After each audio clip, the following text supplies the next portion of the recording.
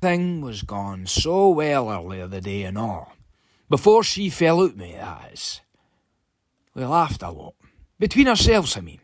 And I spent any silent intervals utterly transfixed in her effortless elegance. But of course, whenever she was speaking, there I was, clinging on desperately to every unit of her words. She possesses an aura about her, which I find impossible to recognise during each of the fortunate seconds spent in her company, even when she's talking about compliance. I find myself helplessly and pathetically enthralled. I do sometimes annoy her, though, and when I do, she never holds back in her condemnation, which is exactly what happened today. Just as the dark cloud of her finishing time moving menacingly across the skyline, resting itself above my head, where it would eventually open up into a downpour of me missing her. That's when her mobile starts to ring. It's her pal, Shannon Brown, one of her very best pals who I've met only twice in passing. She dashes to the back, as she always does when there's a non-related work call.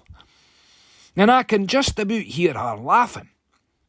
She's still in a good mood, but that's about a change.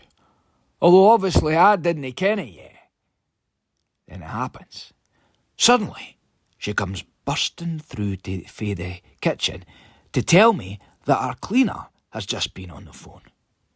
"Thought you were talking to Shannon," I asked her. "I was," she says. "But then Barbara rang me. She's injured herself. She's sat at a bus stop in Elm Row, Mikey. She's crying. I'll need to go and get her." What I say to that, I immediately regret. For it is an act of unequivocal selfishness, brought on by the fact that she be leaving early. "Absolutely not," I tell her.